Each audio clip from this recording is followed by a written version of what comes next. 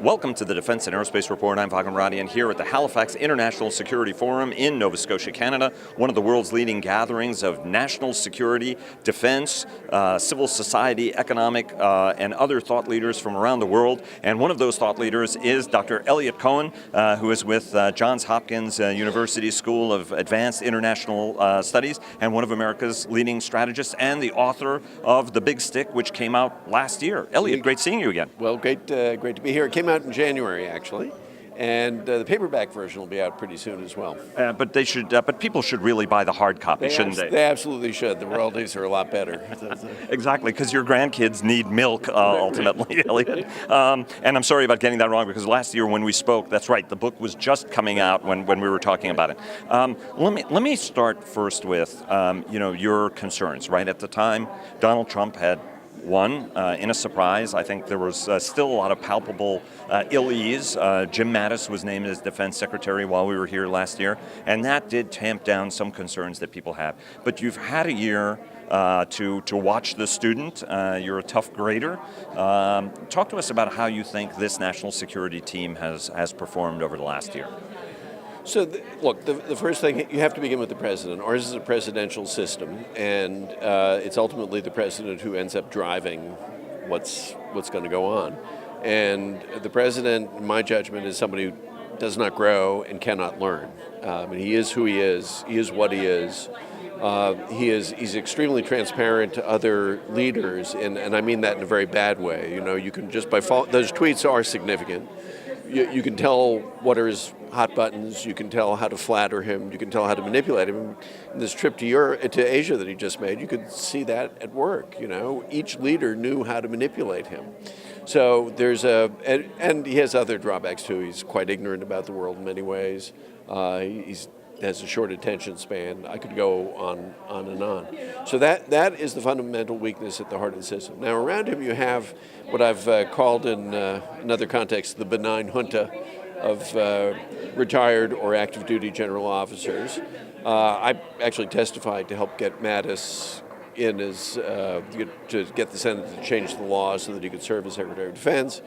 In a certain sense, I'm very glad that each of them are where they are.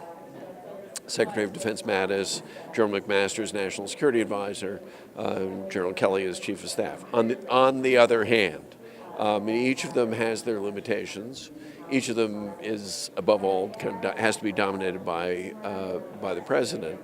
And so the result is, I think you have had a certain kind of containing effect from this, but underneath it all, there's I think a palpable erosion of American status in the world and of the American ability to act effectively. I have a longer article in the Atlantic in October, which is available both in print and electronically, which makes that case. And the metaphor that I use is like that this is like high blood pressure.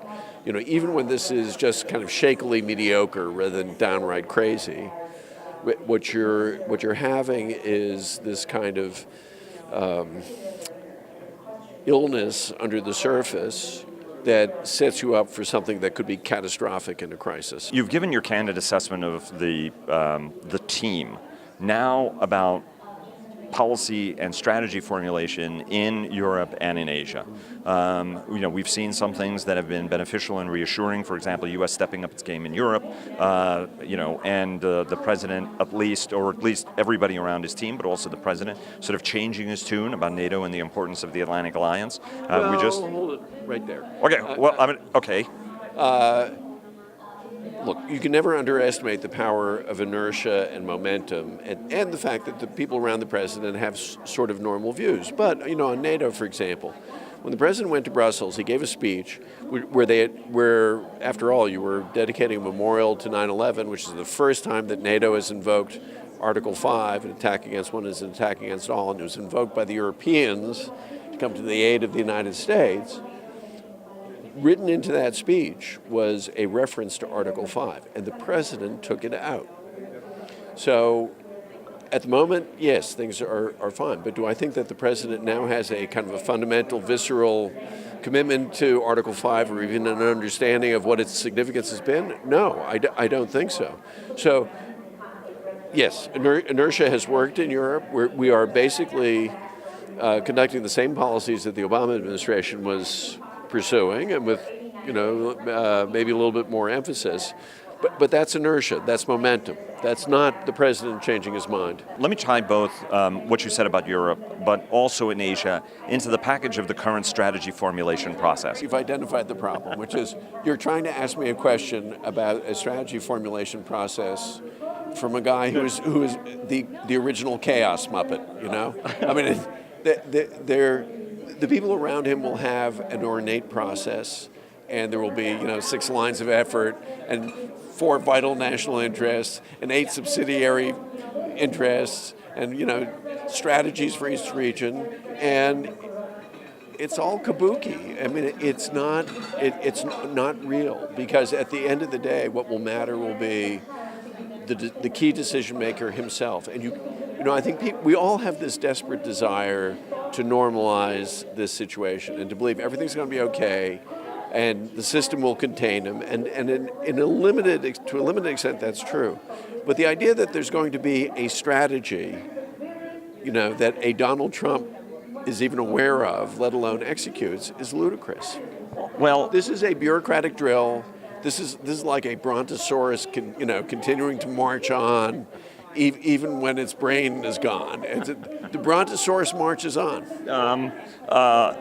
I don't know where to go on that one, but I do like your invocation of the sauropodian dinosaur for that. If you were the one who was writing it, though, and because the entire system does depend on the document, so irrespective of what you think the president's approach or skills or defects are, the document still has a function from a planning perspective, from a messaging perspective. So what do you think, if you were the one that, it's HR and Nadia right now, you're shaking your head, so I almost see where this is going, but tell us how you would do it. I wouldn't do it. I mean, I'd refuse to work for this president, and he would. Which you did. Well, no, they didn't ask me to work for him, right. But I mean, he wouldn't offer me a job, and I wouldn't take it because I think I have a good feeling for who he is. No, I think that's, in a way, this is exactly the problem, that they will write a document which might have made sense for George W. Bush or Marco Rubio or Jeb Bush and so on, and that's fine, and the system will sort of act on that basis if the president approves it, but it'll just have no bearing on what we actually end up doing because they don't call the shots. They are staff people. And what will be misleading is if we think that it's the document in charge. It's not the document in charge. It's the president in charge. Let me ask you one last question. You served in the State Department in the Bush administration. What do you see is happening in the State Department, and what are the stakes? Initially, there was some positive vibe of Rex Tillerson being there, but now very serious cuts, a lot of jobs unfilled. What are the implications of that for U.S. national security? It's terrible. I mean, it's even worse than just having Donald Trump as president. The Secretary of State has decided he wants to take a pickaxe to his own department, which is also madness. There's nothing new about this. Morale is destroyed. They haven't filled a whole bunch of key appointments. The Secretary of State himself has no idea that part of his job is to explain American foreign policy to the American public and to other publics abroad. And he doesn't seem to be very talented when he does try to speak to it. So this is somebody who's fundamentally miscast. He may be a perfectly decent human being, I'm sure he is, but he's fundamentally miscast as Secretary of State. And the result is that American diplomacy is much, much weaker than it should be. And diplomacy is an absolutely critical function. And it's not just that, if you don't have an effective State Department, Secretary Mattis has to buy more bullets. It's that the whole structure of our national security system depends on, for example, this incredible network of alliances and relationships that we have. And if the State Department is crippled and ineffective, it profoundly weakens the United States of America internationally. So it's really distressing. Eliot Cohen of the Johns Hopkins School of Advanced International Studies. Always a pleasure. Always a pleasure. Good to be with you. Sorry I couldn't cheer you up.